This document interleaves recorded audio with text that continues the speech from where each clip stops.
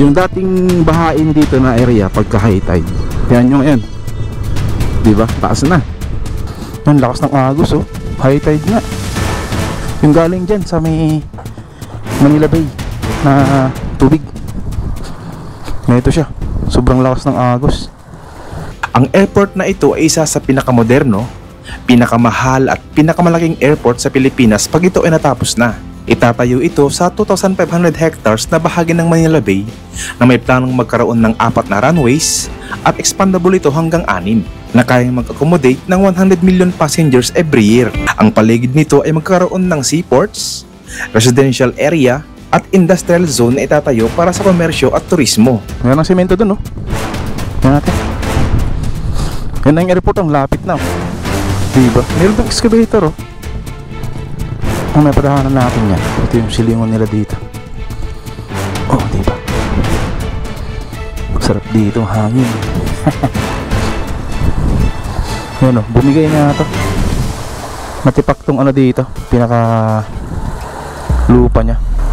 Malapad-lapad din to, itong bumigay. Nasa siguro 10 meters to 15. So bali itong airport na to ay merong 4 na runways at expandable siya sa 6. So halos 6 na beses siyang mas malawak sa NAIA. Sa NAIA kasi crowded na siya, congested na siya. Kaya pag natapos to, mas malapit tong airport na to kaysa doon sa Clark. Pag natapos na ang nasabing airport ay makakapag-produce ito ng libo-libong trabaho sa mga Pilipino. Dadami ang mga negosyo, investor at lalong-lalo na ang turismo sa Bulacan.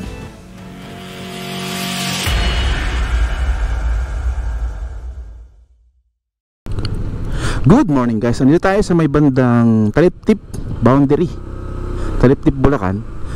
So bali, puntahan naman natin dun banda, yung malapit sa New Manila International Airport na mga kabahayan. Alright, so high tide siya ngayon, no? Tingnan natin kung naabutan yung ginawa dito na kalsada, yung rehabilitation dito.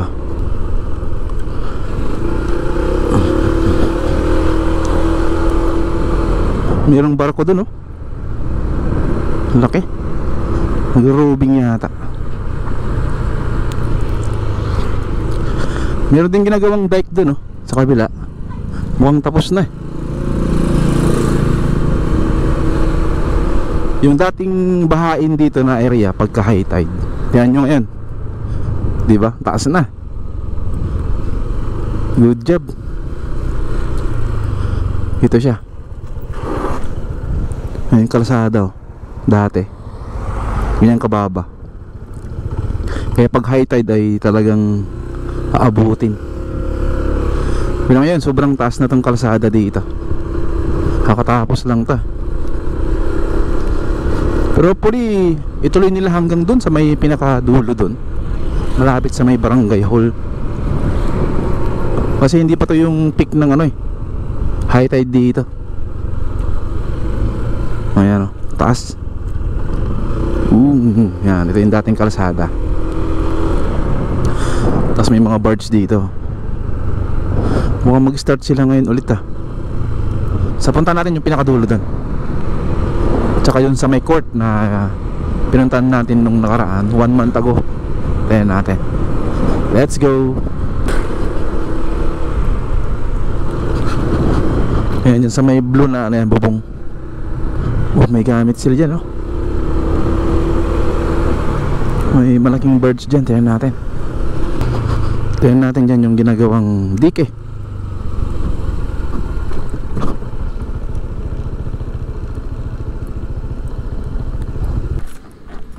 Nandun yung mga bahay dito na ano, nasira dahil to sa bagyo, eh, ng mga nakaraang taon.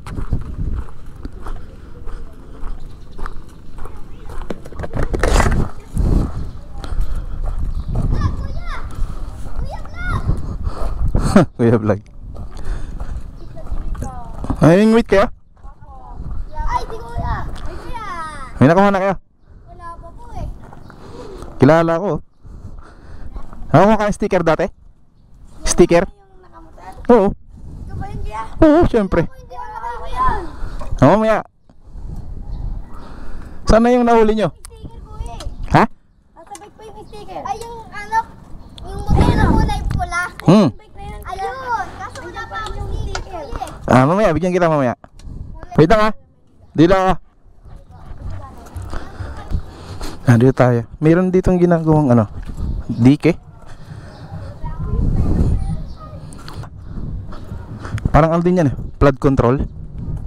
Yung parang dun sa pinuntahan natin kanina. Yung nadaanan natin. Daming isda oh, maliliit. Yeah.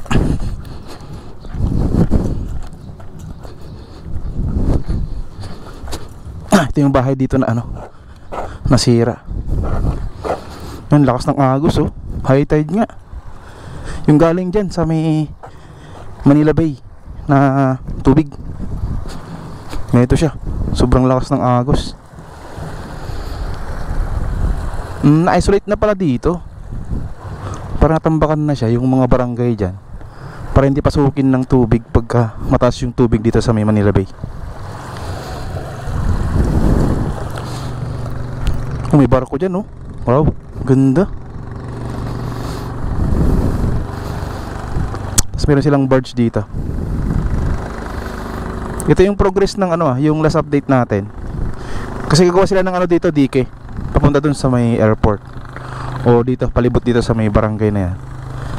Kasi ang gagawin yata nila, i-isolate nila yung mga may mga bahay. Para kahit tumaas yung tubig dito, mababa pa rin dito sa may kanan. Hindi pa rin siya mababaha. Parang dun sa may ano, sa may Dampalit, Mega Dike.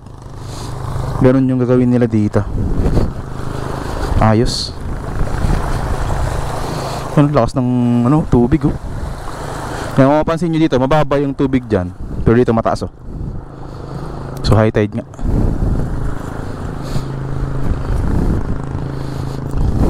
Yan siya oh. Diba? Ito yung mga sheet piles dito para sa gagawin nilang dike. Meron ng semento dun oh. Tingnan natin. Yan ang airport, ang lapit na oh. Diba? Meron tong excavator oh. May padahanan natin yan ng drone.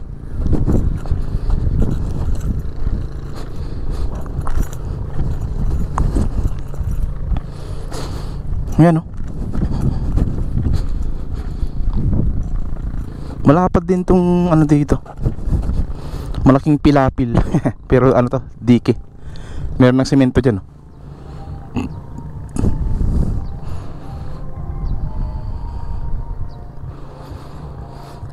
Meron ding ano dyan, eskwelahan.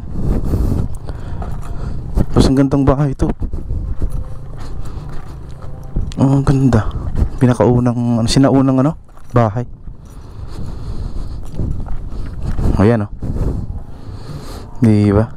Nagawa na yung pinaka ano dun, pundasyon niya.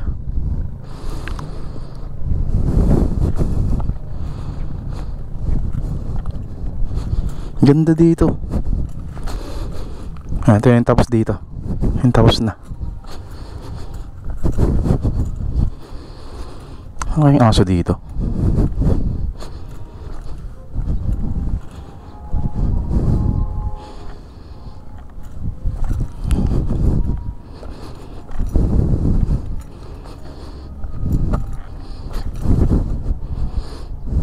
Ito yung silingon nila dito. Oh, diba? Sarap dito, hangin. Meron din isang ano dito, isang agusan ng tubig, pinaka gate nya. Ayan. Ano na pala dito, putol na.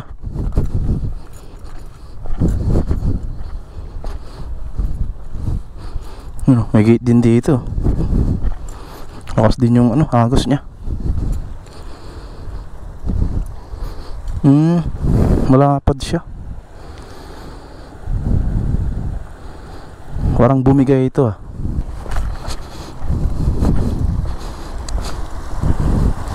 Yan oh, bumigay nga to. Matipak tong ano dito, pinaka lupa nya. May tumatawid oh.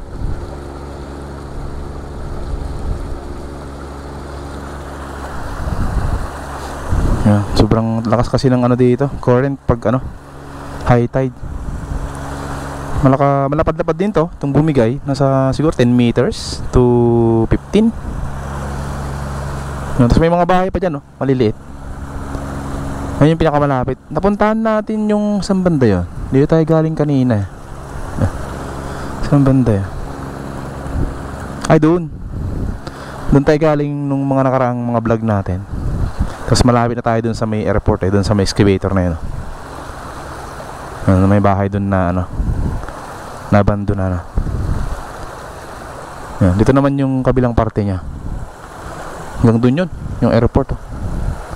Sobrang layo. Mamaya puntan din natin doon, yung malapit na portion doon, para makita nyo doon sa may dulo.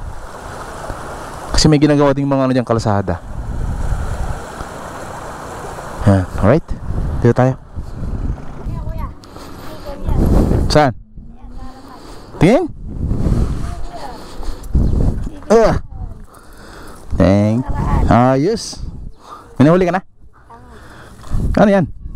Pain. Pain. Kala ko nahuli mo na ano eh. Hipon. Ang dalawa. Thank you po, kuya. Papalitan ko na yung sticker ko. Hey, salamat. Shout out. Yeah, init.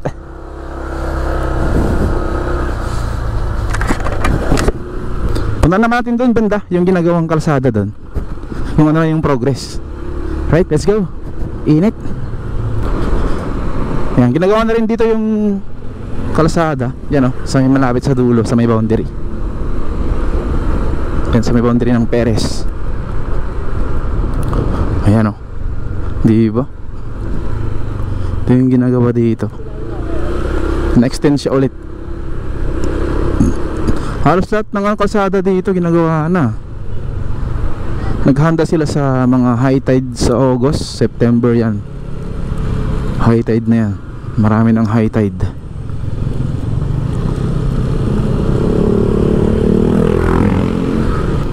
Tignan natin dito yung mga ginagawa nila.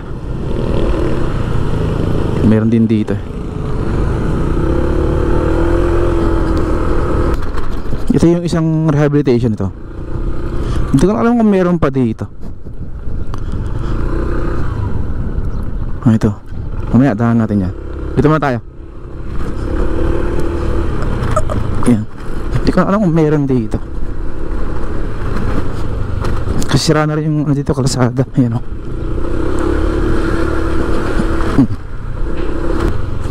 May court dito.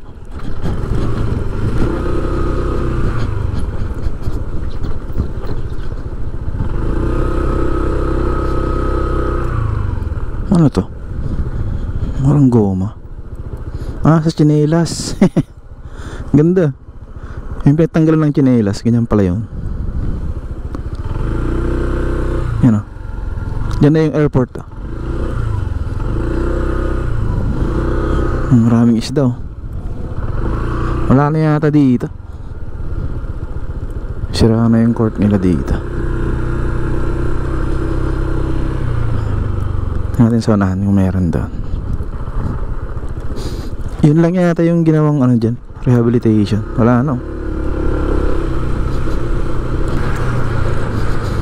Mababa talaga dito. Pagka may bagyo, aabutin to talaga yung mga bahay dito. Ayan o, baba.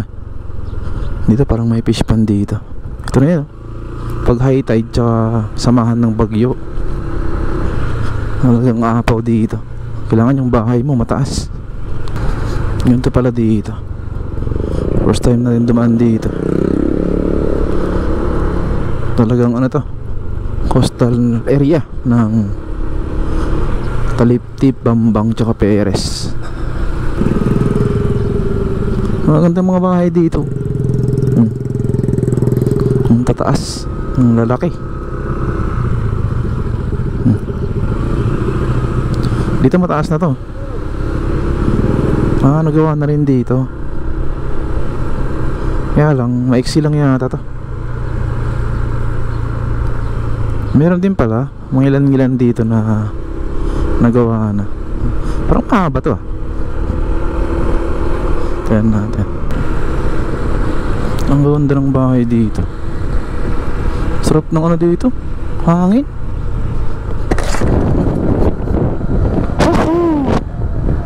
Probinsya na probinsya. Yung vibes niya.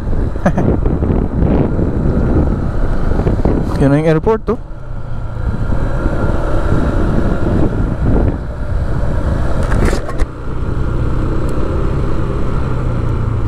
Kitang kita. Barangay Bambang Jogging Road. Yan, so once matapos tong ginagawa nilang airport dyan ay maraming mga taga rito, yung may kinabang sa trabaho. Yan, malapit dito yung Barangay Taliptip, Bambang, Perez, Obando, yan, Malabon, Nabotas. Yan yung mga priority. Kasi maraming mga kababayan natin dito na manggagaling pa sa Bulacan, nagkatrabaho dun sa may Manila. So once na mag-open to o matapos to, mas malapit na sila sa pamilya, tsaka yung sa trabaho nila, dyan na lang. Hindi na sila pupunta sa Manila. So malaking bagay. Marami man naapektuhan dito, pero mas marami yung mabibigyan ng trabaho dito for sure sa gagawin nilang airport na yan. Yan, kung makikita nyo, hindi pa naman to natapos yung reclamation niya. Dun sa dulo niya, dun sa may bandang malapit sa may Nabotas, ay meron pa dong area. Kasi sobra 600 pa eh.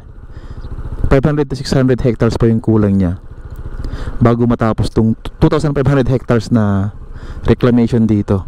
So ang gagawin nila kasi pagkatapos ng reclamation, is-settled muna yung yung lupa niyan, siguro mga buwan o taon, para mag-compress siya.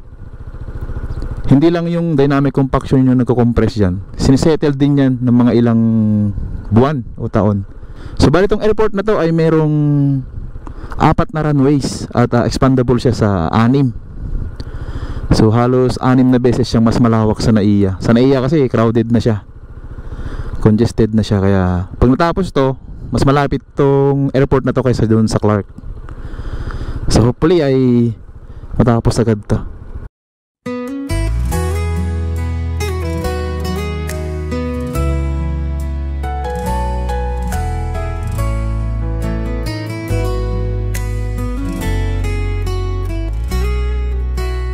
Bago ang nakita mo, mga tulay na nagdudugtong ng mundo,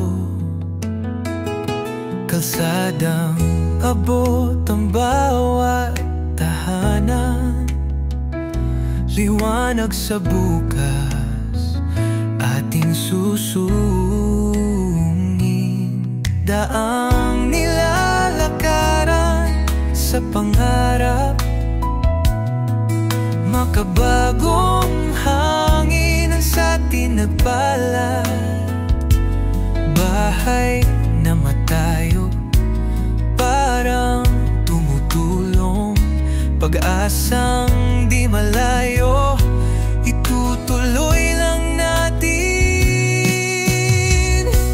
Rextronic, dito't samahan mo ako sa langit ng progreso, lipat tayo, gabay ng liwanag, bago at bago, Pilipinas, sigaw natin o panalo.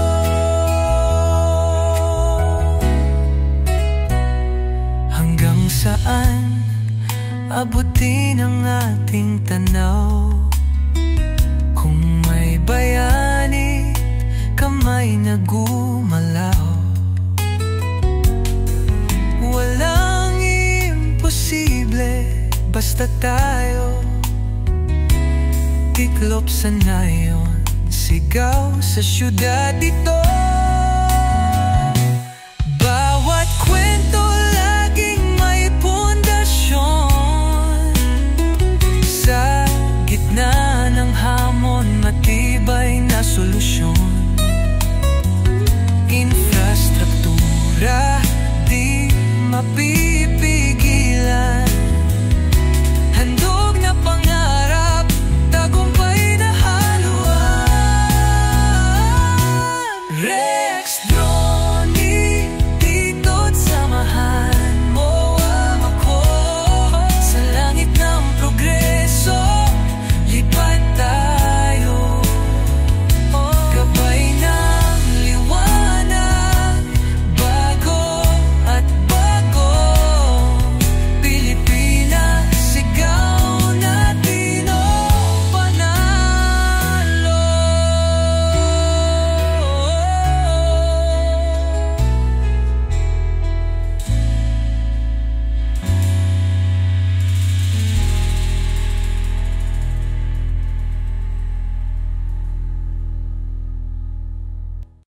Sa bawat lipad, may kwentong dala.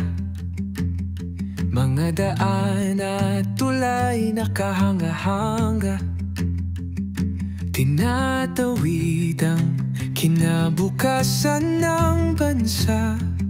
Gawa ng bayan para sa bawat isa.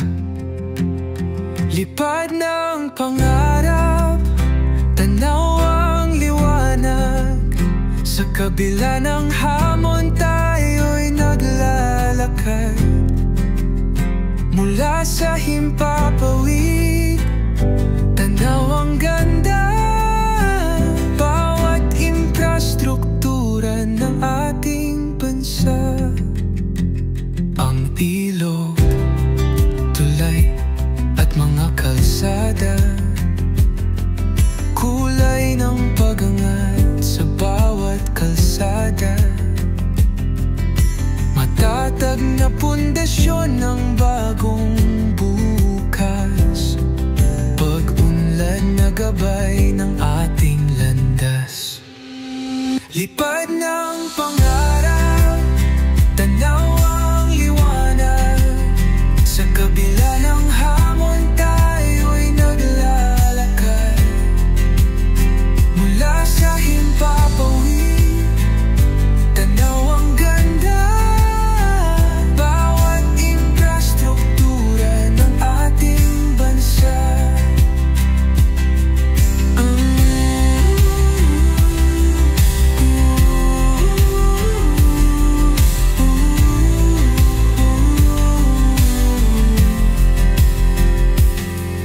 Ang imig ng hangin, sabayan ng awit, tinatanaw mula itaas sulok ng pilit.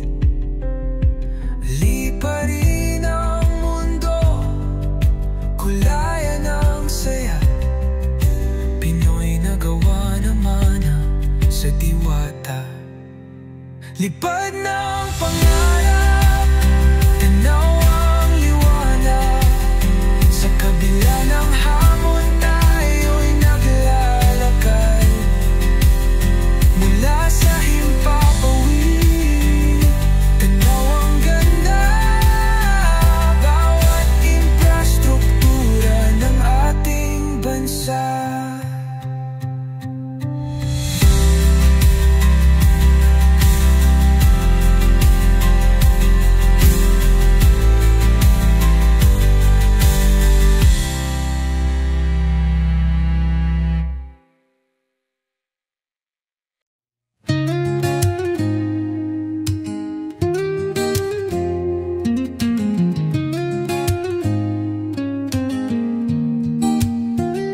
Sa bawat kalsada na iyong dinaraan, inilalantad ang liwanag sa bayan.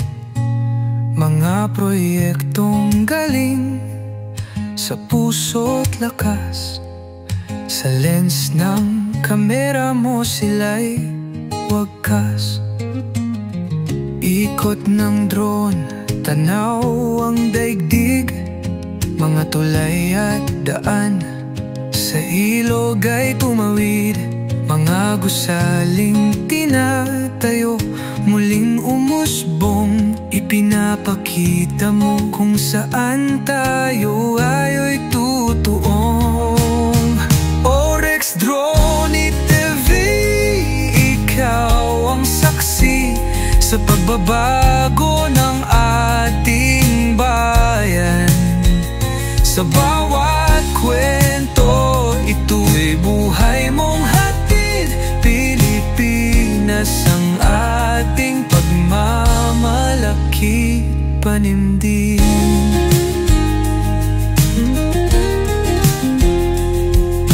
Himig ng drone, may kasamang hangin. Lugar na dati tahimik at malalim, ngayon'y sumisigaw, progreso'y taglay. Ikaw ang instrumento sa bagong simoy ng tagumpay. sa bawat alon ng iyong video. Kwento ng pag-asa'y ibang dimensyon. Pagmamahal sa bayan, wala nang hihigit. Salamat Rex, ikaw ang